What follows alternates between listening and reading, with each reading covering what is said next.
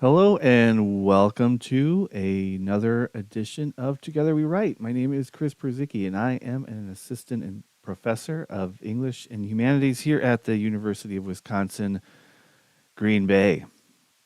Today we are talking a little bit about WordPress, but more importantly, I want to get us back into thinking about writing and getting some writing done. And this is something that was actually the original intention of this stream, but kind of gotten away from that because I'm usually tackling several topics that we're talking about in my classes. But this time I do want to get into the vibe of seeing how writing happens. And I've got a piece of writing that I'm going to be working on, and it's a upcoming presentation that I've got. And it's not that I've gotten a lot of work done on it, but not as much as I would like. But again, I want to go through and start to think about writing as a process that can often be daunting and really hard to accomplish if you're staring at that blank screen, blank page, and saying to yourself, how am I going to fill this with words, words that I don't know what I'm going to say yet, and how do I get there? Um, Talking in class today about coming up with research questions, for example. We've unfortunately, a lot of us have been trained to do this in a way that is not conducive and doesn't actually represent how research is actually accomplished. This sort of, I've got a thesis, I've got an argument to make, and now I'm going to find all of the work that I can find to support that statement. This is a poor research method, probably the most fundamentally flawed yet pervasive approach to research that we really need to get away from. You know, it is an easy, slippery slope to the creating the misinformation produced havoc that we have in our nation. And it's easy to produce garbage research. And I think one of the reasons that we have garbage research is because, we have some sort of idea in our minds, or probably more precisely in our hearts, that we just have to support, that we just know is true, and we have to get it out there. Well, that's not how reality really works, is it? We don't go in with this idea that, well, just because I don't get it, because something about an aspect of my experience does not jive with what experts are telling me, I'm just going to go with what I believe, right? And this is a problem. It's one thing to have opinions. We all have opinions and we all have beliefs that we hold near and dear to our hearts, whether they're rooted in reality or not. However, when it becomes policy, then we have issues. And when it becomes popularly consumed mass media, then we have a problem. And this is not the platform that I want to have this discussion on, to be honest. So I'm going to be cut this a little bit short. But again, this is why we really think about research. We got to think about research differently. And so when we're talking about research methods, really thinking about looking at the wealth of knowledge and seeing what's out there and let's see if I can put on a better, oh, there we go. A little bit different of a banner here. Let's see if I can find a better one. Nope. Sort of, nope. Sort of, nope. Yeah, anyway. You know what? I'm just going to go ahead and there we go. Hey, we'll keep things simple. So this comes to mind again today as we're talking about research in classes, and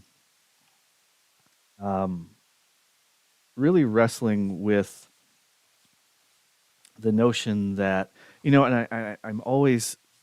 I love this moment where I reveal the awful truth that a valuable answer to a research question is I don't know. This is another flaw that we have in a lot of talking heads out there. And this includes academics. Probably myself included. I've been prone to suggesting things or having arguments that are, I have research in there for sure, but it's more driven by addressing or supporting an argument that I've already established. Okay. And we're talking, I would say even master's level, like just learning what research really is. And the best work, I would say that the best research I've seen, and it can be frustrating for sure when you read through something and then find that the conclusions are inconclusive and no more research is needed at this time. But that's valuable, right? It shows us that there is an area that we can work on. It shows us that, okay, someone has worked on these along the borders here. They're pushing the boundary of our knowledge in ways by just showing us the answers do not let rest. So we don't have to spend our time doing that. And so when I'm talking to, freshmen, sophomores, talking through some of these questions, it's quite a response when you say, okay, it's all right to not know.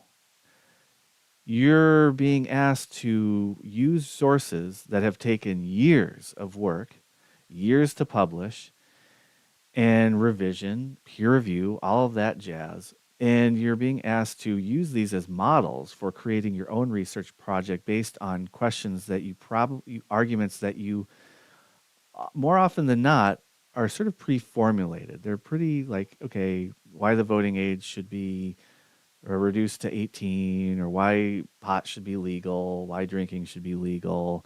All of these questions that we've heard time and time again, right? These are often the questions that students have learned to believe, for whatever reason, that these are subjects that are valuable and what instructors find important. And maybe there are instructors out there that still buy into that. And there's not a whole lot I can say about that. But what I would say to anyone watching this as a student who's doing research projects, don't fear the unknown. It's okay to not know. What's the point of doing a research project if you already know the answer? Then you're just contributing to more information. It's easy to find info out there in this day and age. We can use AI to crank out information that's pretty convincing, that can support the most ridiculous notions, right? So we have to be really careful. And so when we're doing research, I guess the whole point of this is to not shy away from not knowing, okay? And part of that being open, the other side of that coin is to also view research not as a process to answer, help support an answer, but really being open to exploring information. Okay, this is how we innovate. This is how we create. By looking at info, data, observations, and saying, oh, isn't that weird? What's going on there? Like what's going on during that time? And really starting to unpack and reveal some of and I don't want to say truths, because it's not always a truth, right? It's not always rooted in fact-based information. It could be rooted in someone's perspective. It could be rooted in a community-based belief, right? But it tells us something, okay, that's still valuable, right? So yeah, this is not I'm not really focused on research methods that should have happened already, to be perfectly honest, but maybe it'll come up again, certainly at a later time. Today we're looking at WordPress. And so what I'm really thinking here is looking at a WordPress site, doing a brief, broad overview, and really thinking about how we translate information into the online spaces, right? How do we make a word? Why? Writing typically does not happen in Word documents, right? We don't send Word documents around. We don't post Word documents to social media. It's not how information is popularly distributed. So it doesn't make sense to it to start on Word. Sure, yeah, to draft it, absolutely. It's a great way to get things going, but it's not the end result. So today we're going to start looking at WordPress as the platform. It's a pretty easy to use, easy access platform service for producing, editing, reviewing, and distributing multimedia content, right? So let's go ahead. I got my WordPress page here. And let's see, what am I looking at here? I'm going to close out some of these windows because I do have a lot, apparently. All right, WordPress. Let's see, I'm going to open up a new window. I'm going to open it up on this other screen over here because I want to go through my Google Docs, and it might take me a little bit of time to figure this out. All right. So, and the other part of this is that we are going to use the Pomodoro method to conduct a little bit of writing. So I'm going to use some of this. Again, part of the initial motivation for this stream was to conduct sort of an open air writing circle using the Pomodoro method. People have done this before. This is certainly nothing new, but especially for students here at the University of Wisconsin-Green Bay who have provided the support for getting the equipment and everything and getting this up and running, and that's really the focus. And so eventually, this always takes a little bit longer than I want to get things rolling, but I spend the next 15 minutes or so going over WordPress, but then I'm going to talk about we're going to go through this sort of a brief, abbreviated Pomodoro method process. And anyway, let's go ahead and jump into that. So while I'm speaking of that, I should probably get my timer out.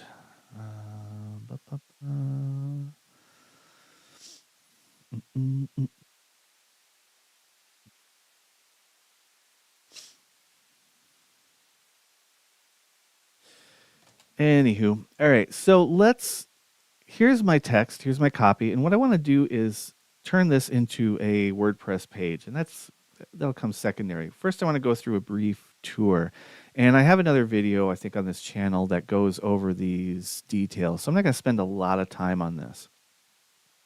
All right, this is our dashboard. Really easy to put together a page, and so you can see I probably don't have no visitors yet because this is not really out there. This, by the way, if I visit the site, this is the sort of practice page I was using briefly for an OER. And you can see, like, I had started some chapters here, but then slowly got a little bit, I wouldn't say irritated, but unsatisfied. Right, and there's reasons for that. I would not typically want to read a book that was published on WordPress. That seems unfeasible, to put it mildly. Oh, goodness. So, I am using another platform for that. However, for short form writing, for blog posts, say, your personal portfolio, for just having some sort of presence online, e-commerce, good for that as well, though I've never really dug into that too much.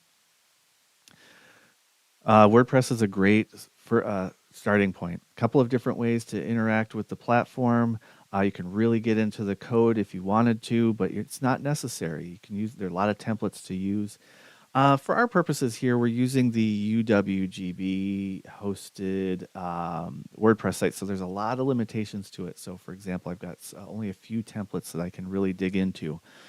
But today I'm really focusing on the writing because I want to, again, focus on the actual process of writing in a few minutes. So, a couple of things, and this is the biggest confusion. And I'm going to start off with just the difference between pages and posts.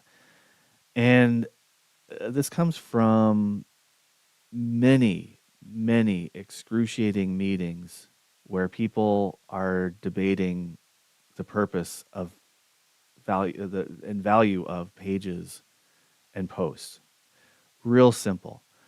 Posts are dynamic. They change, they flow. You've got a blog post feed that changes, should be updated fairly regularly with new content, but it's always changing, right? You can scroll through a blog post feed, and you can see a pretty good, get it, it just scrolls, right? Some solid blogs out there just go for years at this point, sometimes decades. Pages, on the other hand, are static. They don't change. Yes, they can be edited, but their placement on a site doesn't change much, if at all, right? So you've got your welcome page, you've got your shopping cart page, you've got your profile page, about, all of these pages don't change, right? You don't want them to go anywhere. You want them to be positioned in a way where they're not moving. Bless you. And so we look at so that's simply put, where the confusion comes from, especially for those using WordPress, is because they're so similar, right? Posts is the first thing. If I do a post, right, versus a page, give it some time. I mean, virtually identical. If you weren't looking here on the side, you might not even notice a difference. You'll notice the categories. There are categories for the posts, and there are none for pages, right? So again, this is a way of producing content and ideally categorizing it using your metadata to really start to organize information and produce a corpus of work that can be easily searched and archived and all that good stuff. So, again, thinking of tags, our metadata, our featured image, I think should be on pages, maybe not. No, actually. So you got some custom fields. You got a few different things here, right? But really, pages, again, are static, okay? And so for this, if I were to take this information, this is an upcoming presentation I'm giving next week on teaching ChatGPT to students. If you're in one of my classes, you probably this should be familiar ground, and now you know why we spend a little bit of time talking about this stuff, right? And pretty straightforward. I am thinking I can copy this, paste it right in, and the styles come through. So if I look back here, you think about what we can forget is that behind this, let me see if I can. No, I was wondering if I could see the source. Let's see, view page source.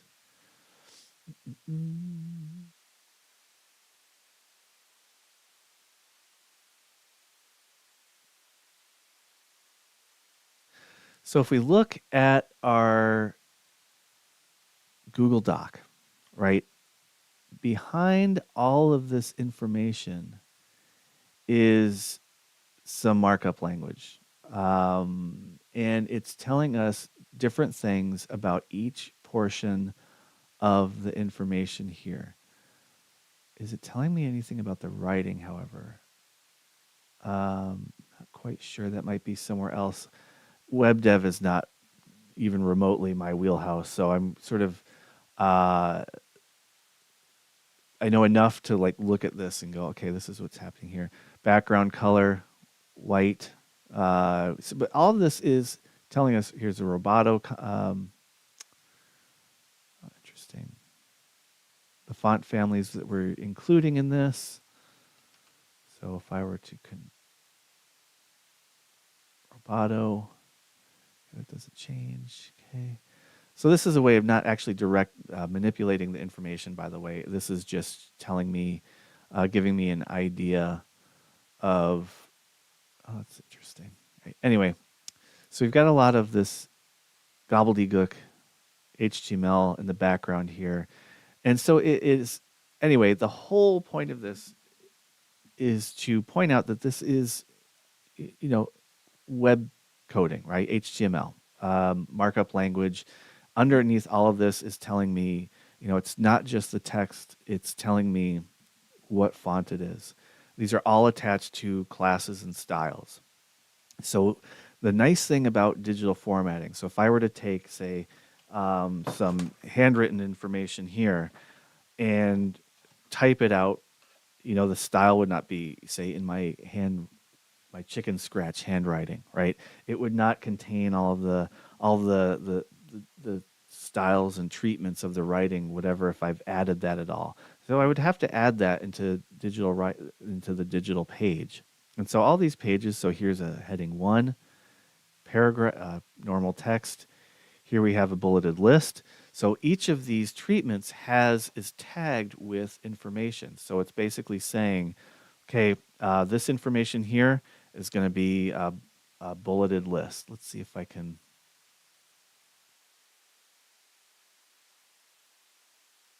Here we have, I was kind of hoping it would that. Let's see.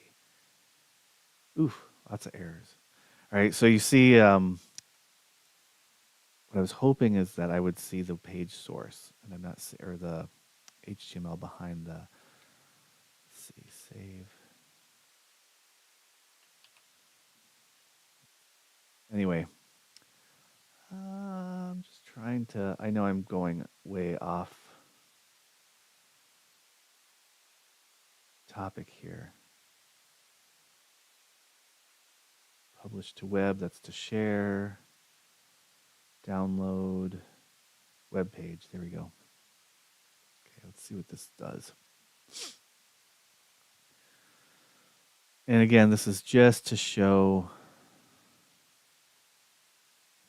Okay, so again, all of that information is carried over to, like, I've got a new, essentially a web page here, but it's on my computer, and it's got all of that style that was in there. So this is one of the great revolutions of writing that happened with the advent of the online space and web pages and the World Wide Web, was the notion that we could take this chunk of data, send it to someone else on another type of computer and another type using another operating system with different hardware and all that good stuff, and that page would look the same, assuming that they had the same protocols. So we've got, and I can't remember the history of web development that far back, but I remember taking classes back at the time, and it was quite amazing just to think about how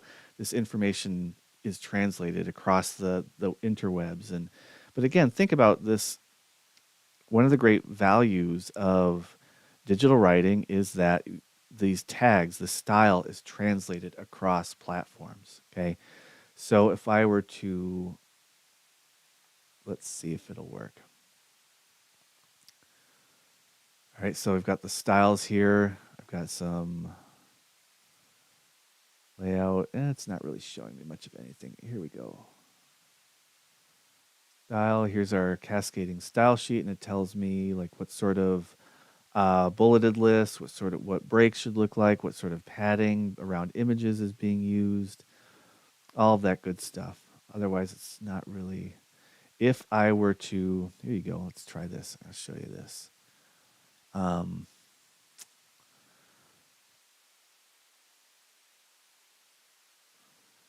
I know I'm running out of time here, but I do want to. Again, there is a video about WordPress, and I'm sort of taking advantage of that. So, sorry. Okay, I'll unzip that.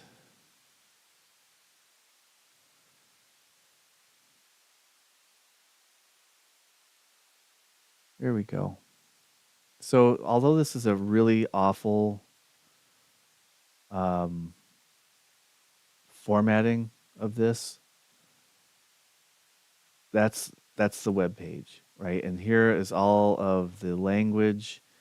And if I really wanted to, I could break it up into its components. But that's really my writing right there, right? And so I could take that information and send it to a number of different tools and edit it and create a new page. And if you think about it, this is something that that one component gets us to thinking about accessibility, right? And this is why, so if you think of the old joke about a doctor's handwriting is illegible, right? It's inaccessible.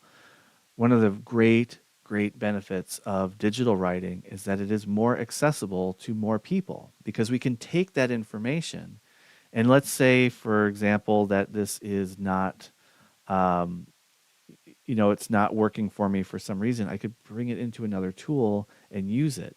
When we use, images, the reason for alt text is that we can have a screen reader read that data that's associated with that image, and that's all HTML, and it will read that information, the description of the image for us, right? So this gets us to a really cool place, and we've been there for a while. This is not anything new, but we have lost, for many of us, we've really lost the sense of what's going on under the hood of just our basic web pages.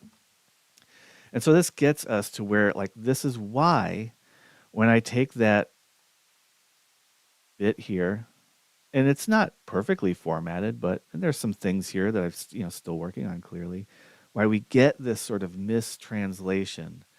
And okay, there's some spacing here. That's because of there's some tags, there's some information associated with this particular heading 1, probably adding space above and below, right? And this is, here we have this same thing here. So I'm guessing that after every um, hard enter that was pressed on the keyboard in, say, maybe even this document. Nope, that's the thing here, right? So that's translating it into, it's like taking this information that was on the Google Doc and then translating it. Always call it translating because there can often be mistranslations, right? And so what we have here is a mistranslation of the style. It's taking that information and making it conform to the styles that are on this page. So we've got this massive heading 1, whereas the heading here is not so big, right? It's not that's pretty, and here's the title, right? So I might take the title, put it here. I'm going to turn this into a heading 2 because that's going to be more appropriate. So when I preview this, I'm going to see the title, huge, heading 2, heading 1 again. So again, I would have to go through and translate this. But again, this gives us that flexibility. Now with added flexibility, with added access to that HTML code. So for example, if I go in here,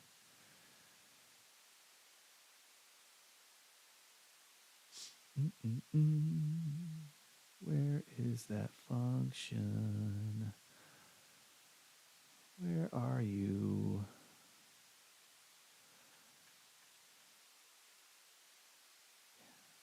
It's been a while, clearly. This is usually when someone, and I'm doing this in a classroom situation, someone says, it's right there. Oh yeah.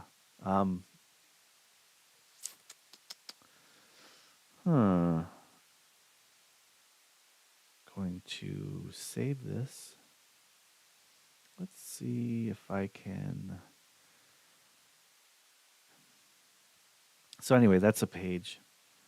That's kind of what it looks like. I need to tweak it a little bit because the translation of that information wasn't as smooth as I would have liked. It looks like there's a space before and after being added automatically according to this template. Now, again, this is what I mentioned before, where the templates are, these are provided or okayed by campus for security reasons, which are perfectly justified, right? I'm not knocking that. But what it does is it gives me a very limited capacity to change this because these styles are in here. So let me see. Um, Very curious if I can. I'm not going to go into it. It's been a while. It would take me because I thought I know for a fact that there was a way to do this, and maybe it's a post. Let's try it. If you're watching this because you're in one of my classes, this is why I encourage you to experiment, get a feel for this because it does. I use this fairly regularly, or I'm pretty comfortable with it, and I'm not seeing anywhere where I can get at the code. Whereas if I opened up my personal, even in a Canvas page, if I open up a page on our Canvas learning management system, LMS, I am able to look at the code and manipulate it and add things that aren't readily available.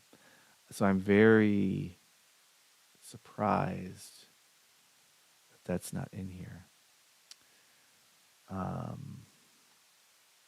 see if I go into here, comment page settings, and no ability to change the styles. All right. So anyway, this is exactly what I was referring to about those limitations. All right, so that is a kind of a more of a conceptual approach to WordPress rather than a practical application. If you are watching this, you probably can see the WordPress fundamentals video somewhere. What am I supposed to do? Point down here or up there or whatever it is. Let's do a little bit of writing. Okay, that's why we are going to be here. And so again, I'm going to be working on this here page, and it's pretty straightforward. And the Pomodoro method, simply put, is breaking a larger task into smaller, more manageable chunks. So we're going to do that for approximately, say, 20 minutes today. But I'm not going to write for 20 minutes solid. Eventually, yes, I'm going to work my way up there. But if we're just starting out, I'm going to start with 3. I'm going to start with writing for 3 minutes, and then I'm going to take a break for a couple of minutes, do something else. Now that seems a little bit uh, liberal, right? Like very generous with the time, like writing for 3 minutes and then starting with 2. But you know what I'm going to do is I'm going to free write for 3 minutes, and I'm going to use that time to start to clear out the mess in my head, more so than usual today, apparently. So let's see if I can. Just kind of hoping I had my timer set up, but I do not. That's okay, because I'm just going to go ahead and pop this up here, and I'm going to use I'm not going to set this up now, but for next time, I'll have a timer set up that I can use. But for now, I'm just going to go ahead and use my phone. Where'd you go? And so it's 3:36. I'll look at the recording time because it's about 34 minutes. I'll start at 35. And what I'm going to do is just write. I'm going to write for 3 minutes. I'm not going to look at my phone. I'm not going to get distracted by other things. Excuse me. I'm just going to simply focus on writing. And what am I writing for? That's a really helpful thing to start thinking about before you write. So for example, in this part, I really want to, I'm going to talk a little bit about these components here. So these are the fundamentals of professional business writing that I talk about in my classes. These are sort of the big 7 now. It started out as 4 because for whatever reason I like to keep things in 4s, but it's really become 7 over time, and that's where I'm at right now, right? And so I'm going to write a little bit about these pieces. I'm going to talk a bit. I'm not going to worry about formatting. I'm not going to worry about editing. I'm just going to jump into it. But the time has started, so I'm going to go ahead and start, and I'm going to end at 38 minutes.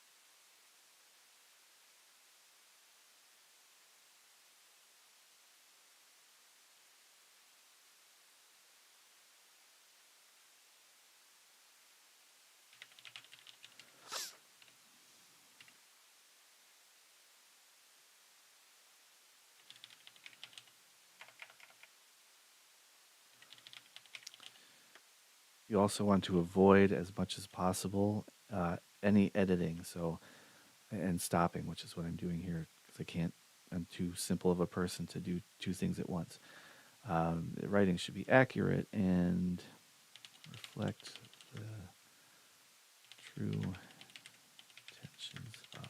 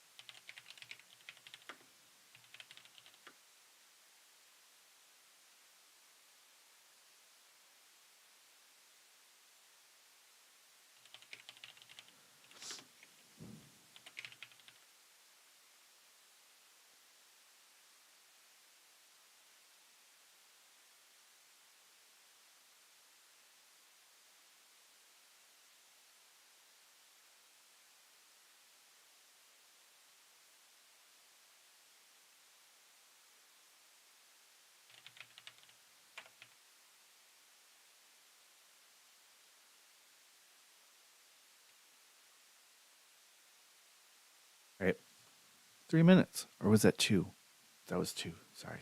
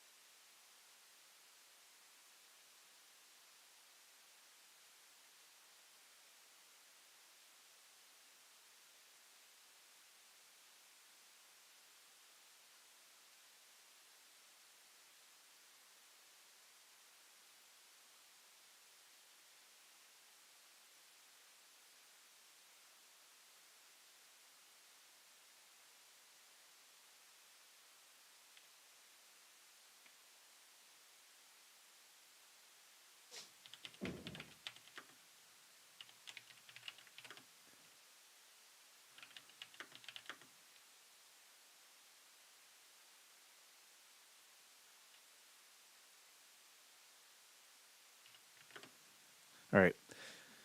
So that was 3 minutes, and I'm not a fast typer by any stretch. But what I've got here is how many words did I type in that time?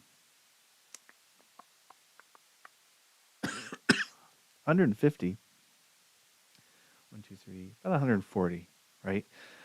Not bad, right? So if I were writing a paper, we're talking about forth, a good solid paragraph. Now, is this good information? No, probably not. Is it information that I might use later on and revise and clean up? Absolutely, right? Or I might just throw it away. But again, this is a good way, and I'm not exactly even free writing here. What I'm doing is sort of fleshing out the outline that I have of these um, concepts that I talk about, because really I'm really, one of the hangups that I've had with this paper so far has been really clearly thinking about my uh, my curriculum, right? So what do I teach in these classes, in this particular class, right? It's a lot of these concepts, and I'm starting to think as I'm writing through them, oh, a lot of these can be packaged under the sort of blanket of revision, right? So I'm, again, watching my time, and I've got about another minute here before I start again, and I'm going to go for 5 minutes this time. And so the idea is that I'm just building up, right? I'm taking a couple minutes. Maybe I'm using this time to check my phone. Uh, if I lose sight of time, if I were to open Reddit at this point, I would probably would see me staring at my phone for the next 10 minutes, and I would swear it was 30 seconds. And so we got to be careful of this. And when it does happen, and it will happen, just getting back on that horse and getting it done. So again, what you're thinking of, not just looking at this as a 20-minute writing time, but really thinking about it in 3, 5, 10. All right. So next time we're going to go for 5 minutes. And this time I really want, I'm going to talk about some assignment examples. Go.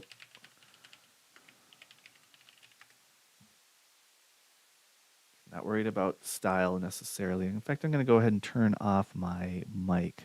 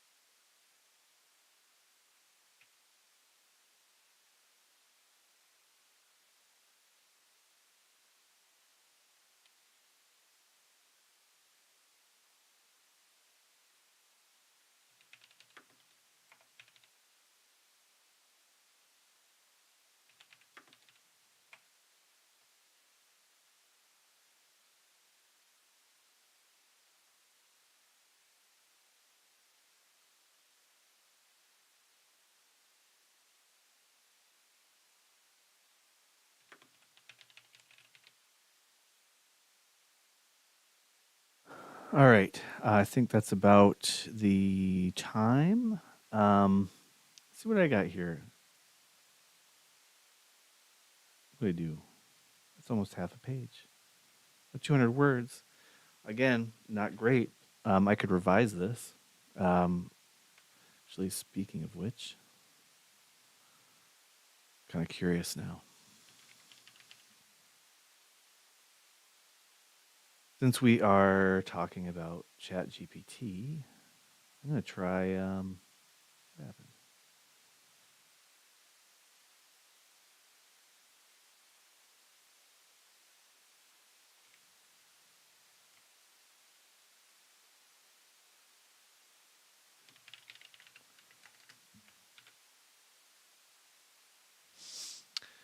Let's go see what happens since we're talking about it.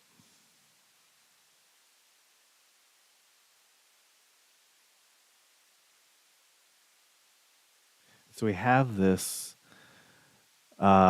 pretty wild. I hope this revised version meets your expectations for clarity and professionalism. Right? Yeah, I'm loath to use the word fruitful. Oh, that's one of those words I hate. But again, this gives us an idea of how these tools can start. They certainly do a great job mimicking our voice, but you can start to unpack some of the differences, the distinctions, what makes us who we are, right? As one student pointed out, it does a good job of erasing you, with a little bit of emphasis on that, right? It's very cool to see that happening, right? So, it's been a long day. We're running close to the end of time, so I think next week we're going to focus a little bit more on the Pomodoro method and a little less on me griping about bad research methods, right? Okay. So anyway, this has been Together We Write. My name is Chris Perzicki. I am an instructor at the University of Wisconsin-Green Bay.